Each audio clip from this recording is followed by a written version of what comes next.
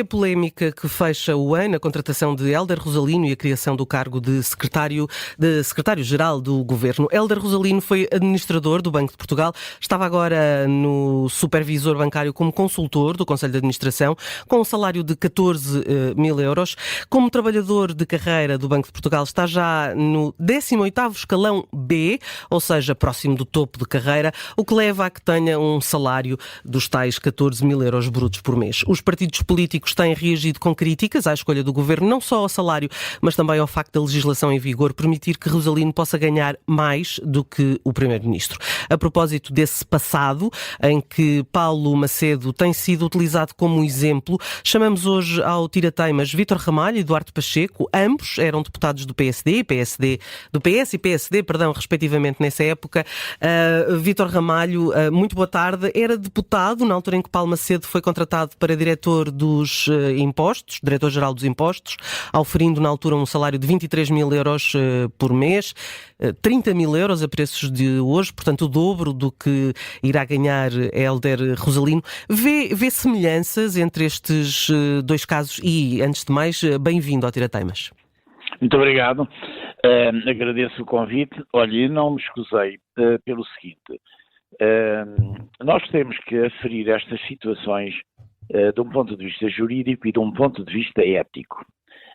Regra geral, a avaliação que as pessoas fazem na rua tem a ver com a própria visão que lhes é dada pelo conhecimento da vida, pelo conhecimento das remunerações que são praticadas em Portugal.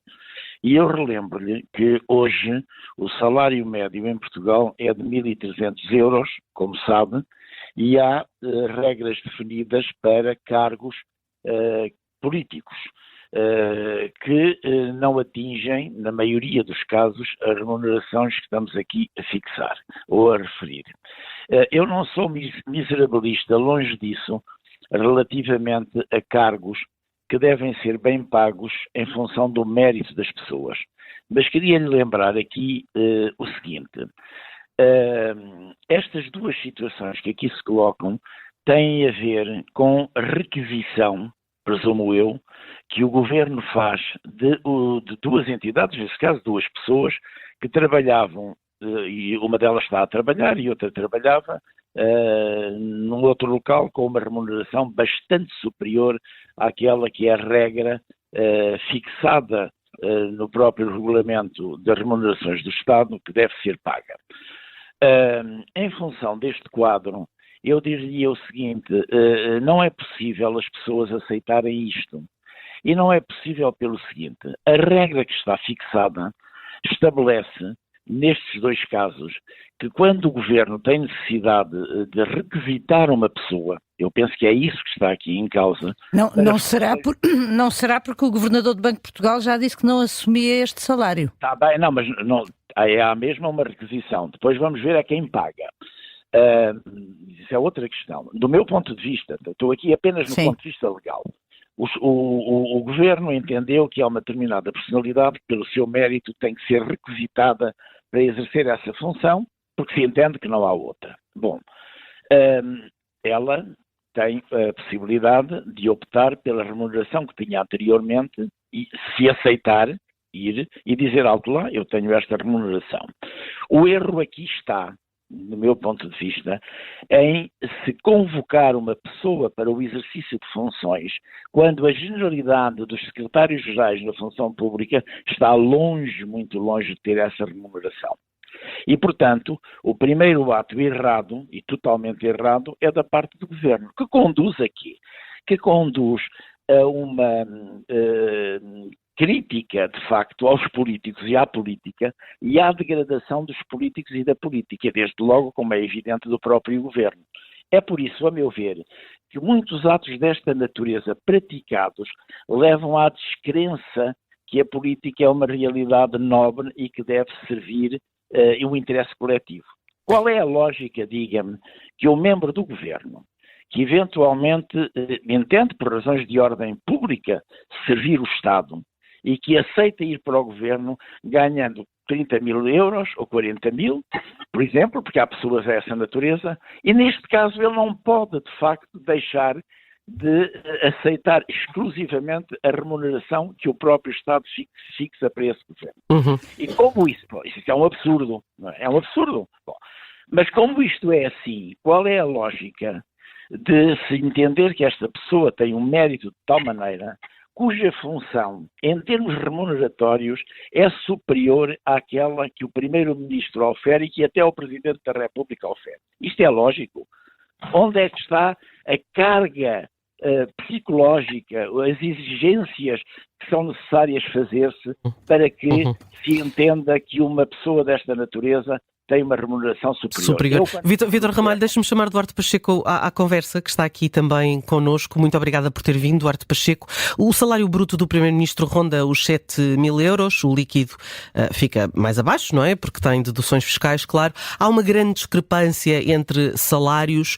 Esta discrepância entre as funções de um e as funções de outro, e apesar dos regimes remuneratórios serem diferentes, porque o do Banco Central é autónomo em relação ao governo, mas há aqui uma questão de justiça ou de injustiça salarial?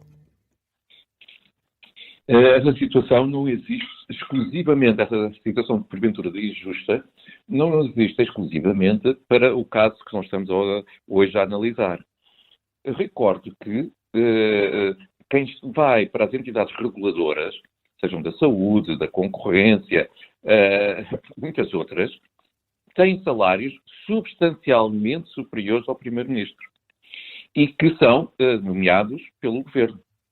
Recordo ainda que há gestores públicos, empresas públicas, que ganham muito mais que os ministros que os nomearam.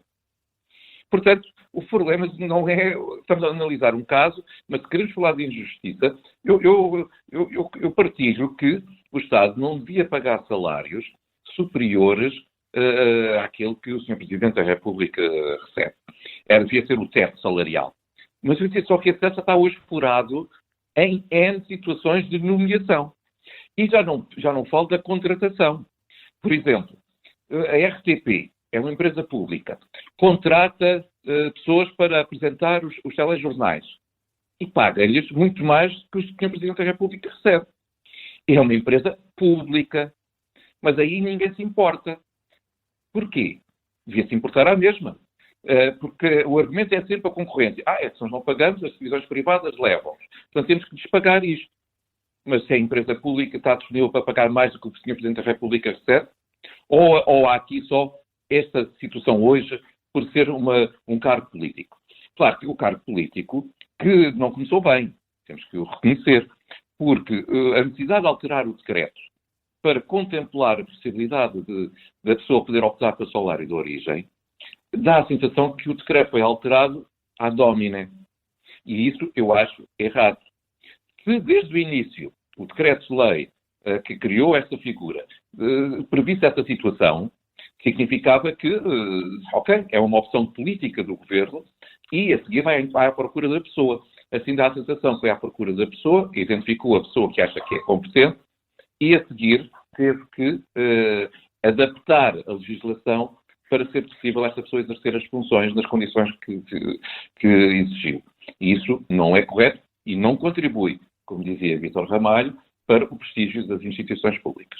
E sendo assim, e esta pergunta é para os dois, começando talvez pelo Vítor Ramalho, como é que se ultrapassa esta questão? Porque parece que estamos todos de acordo que para recrutar boas pessoas para este tipo de funções é preciso ir buscá-las a lugares onde elas ganham muito mais do que o Presidente da República. Como é que isto se ultrapassa?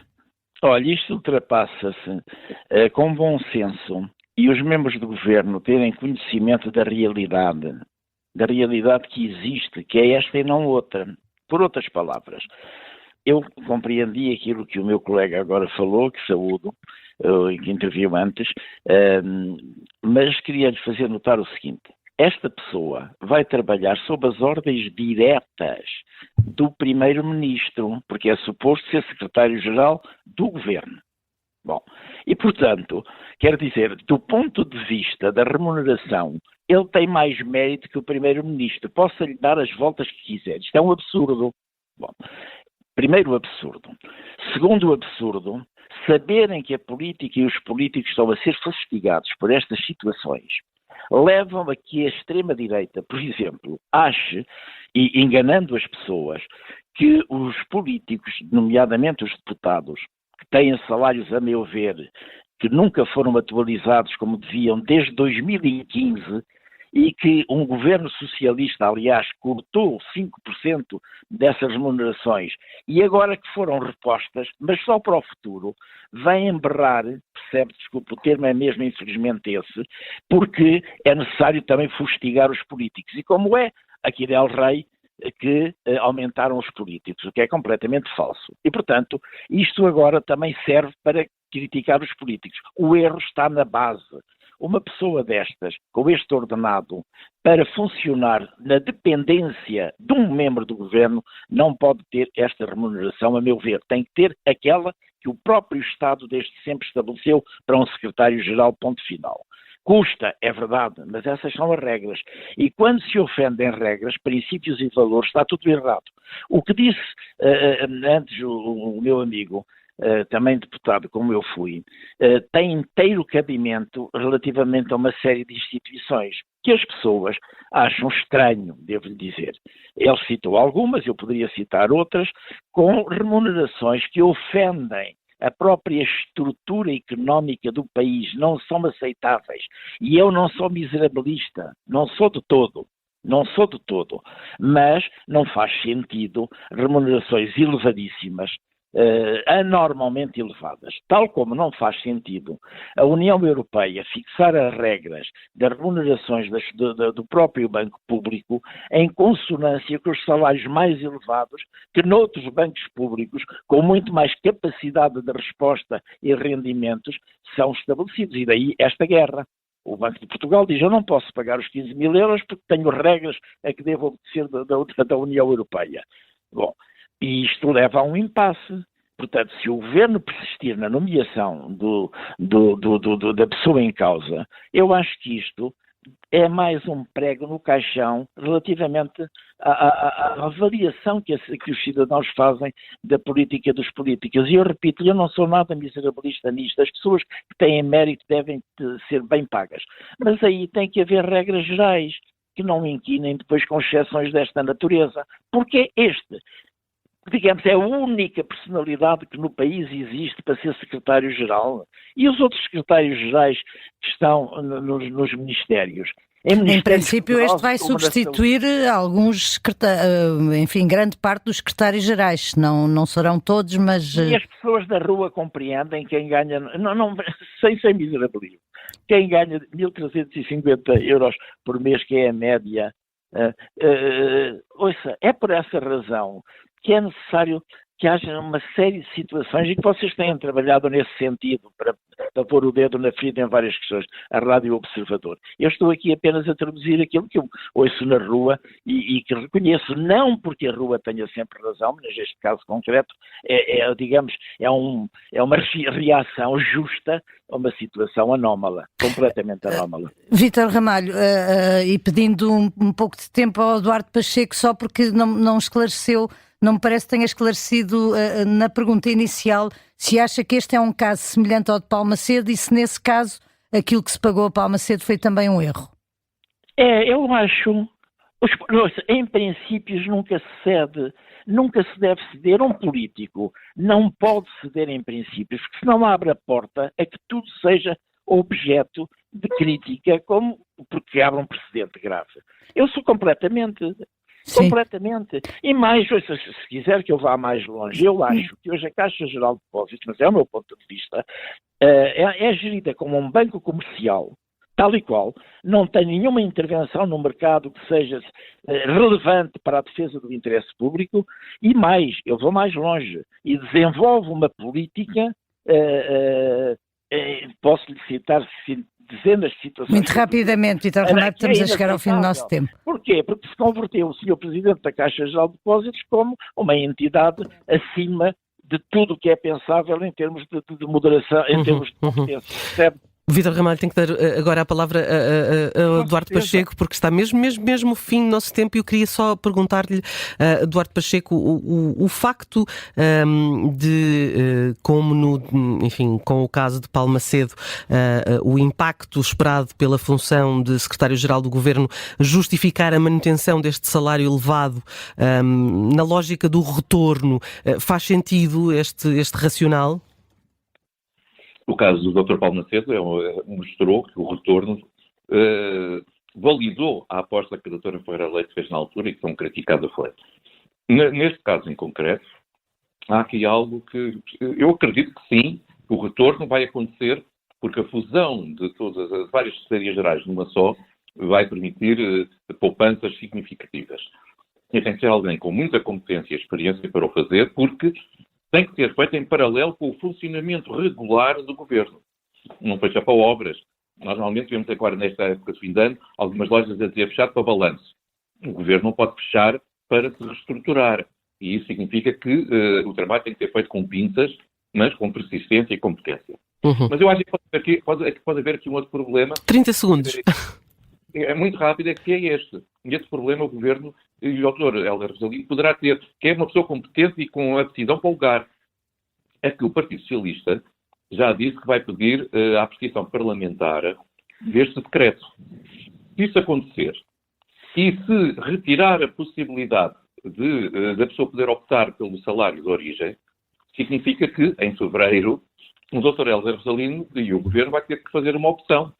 Continua em funções com um salário ou se prefere abandonar as funções regressando ao Banco de Portugal.